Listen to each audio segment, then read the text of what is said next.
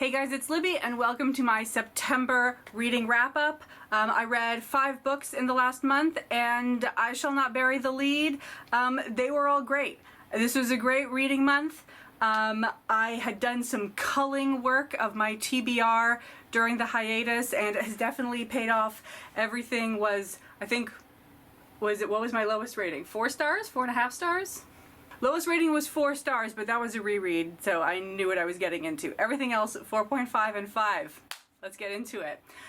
We'll do the 2 rereads first. One of them was Sense and Sensibility by Jane Austen. I was going to the Jane Austen Festival in Bath this year, and Sense and Sensibility is, I think, the one that it's been the longest since I've read, so I needed a refresh before I went to things like John Mullen's wonderful lectures.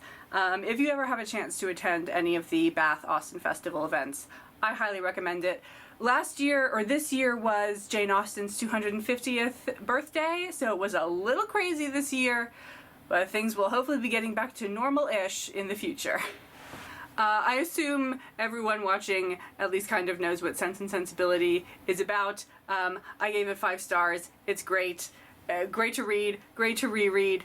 I have seen at least one adaptation since the last time I read it, so I did sort of have to recalibrate how long things take.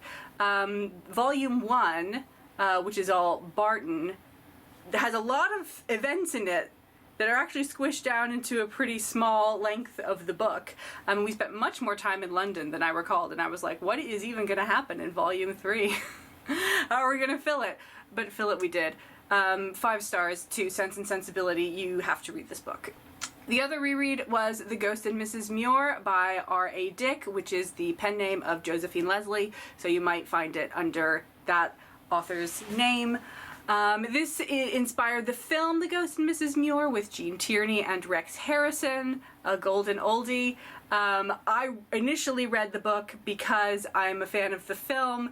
I won't spoil anything, but the ending is just exactly the sort of thing that I like, and it makes up for the fact that the film has a lot of problems. Like, I don't think the plot actually makes sense, and Rex Harrison sometimes forgets what accent he's doing.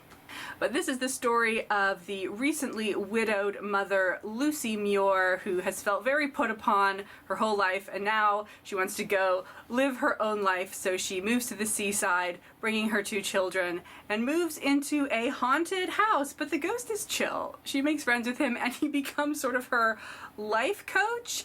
If you've seen the film, you will be surprised to hear that this is not a romance story.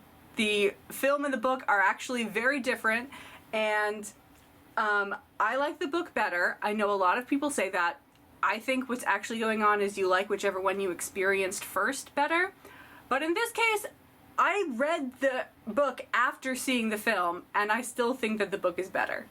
Although the film is still very fun. Very dramatic music.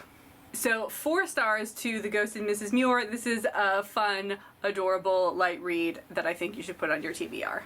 Now, the new stuff, a new to me author, is all of this? No, only 2 of these are new to me authors. New to me author, Lissa Evans. I read her book, Old Baggage, and I loved it. This is a story set in the 1920s about Maddie, a middle-aged to older woman who was a suffragette. So 10 to 15 years earlier, she was out there doing protests, getting arrested, being force-fed. And the book is about her and the other women that her fellow suffragists, sort of where they are now that they don't really have the cause, now that women have the vote.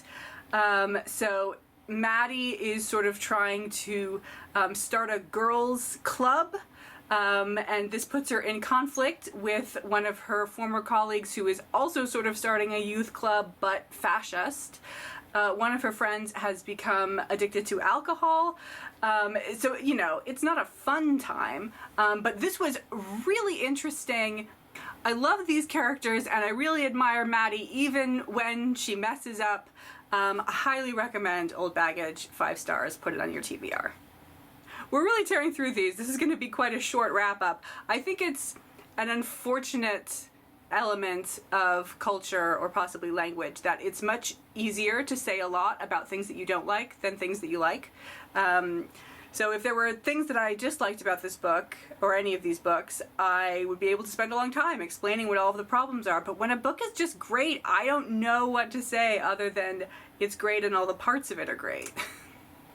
Anyway, next book, last book in the Wicked Years series, which I have been working my way through this summer, Out of Oz by Gregory Maguire. This one is very long. I was getting it from the library, and I'm a member of 2 different libraries, so I had to sort of time everything correctly so that when one loan expired, the next one would be coming out of holds, because I could not finish this book in 2 weeks.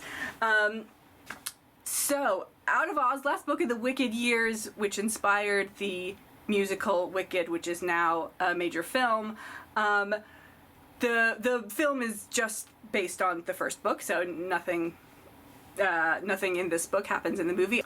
So this is the last book in a series, so there's not a lot I can say without spoiling it. In this book, Dorothy is back, and we hate her now. She also starts sort of bursting into song occasionally, and everyone finds this very weird. Gregory Maguire is sort of getting a little bit cheeky with the other media properties associated with these characters. That's really all I can say without spoiling it. I think the first book, Wicked, can be treated as a standalone, but the other 3 books in the series really are all telling the same story. We get like 2 different threads set up in Son of a Witch and Lion Among Men, which then blend together in Out of Oz. Again, I absolutely love this book. It is so funny despite being largely depressing. I gave it 5 stars, and I also am retroactively changing my star rating on Lion Among Men, the previous book in the series, from a 3.5 up to a 4. I was a little bit worried about what the place of that book was in the series, but it's definitely sort of a setup to Out of Oz. And the whole series is great. Okay, next book, from the last book in a series to the first book in a series. You always have to have a series going. I read Annihilation by Jeff Vandermeer, the first book in the Southern Reach trilogy, which I believe is now actually a quartet. I hadn't read any Jeff Vandermeer before. I know that he's known for his sort of weird fiction. I would say this book could be categorized as science fiction, could also be categorized as horror. Normally, I am not a horror person. I don't like scary books. I don't like scary movies. I don't like roller coasters. Being afraid is not fun for me. But even though this may technically be a horror book, it wasn't that scary. So my fellow scaredy cats, I think you will be okay with Annihilation. It is set in presumably the United States, where an area called Area X has become very biologically and psychologically and maybe even existentially weird. It's been roped off and only expeditions are allowed in. So our protagonist is the biologist of the current expedition. Nobody has names. They're the biologist, the psychologist, the surveyor. Everyone goes by their job titles, and they explore this weird and moderately scary place, and also have to deal with the conflicts in their own group. I think part of the reason this doesn't feel that scary is that our narrator is a scientist and is very scientifically minded, so she's generally not that scared. And also she's quite unreliable. She tells us things that one might consider to be quite important pieces of information fairly late in the book. So I just was sort of, as I was reading, I was like, well, maybe this isn't even really real. Maybe this unreliable narrator is being unreliable at me again. So yeah, great horror book for people who don't like horror. I am planning to read the other books in the series. I gave this 4.5 stars, and I think you should put it on your TBR, but, if the other 2 books are terrible, that might change. Anyway, that was my September reading wrap-up. Great to see you all again. Strap in for Victober.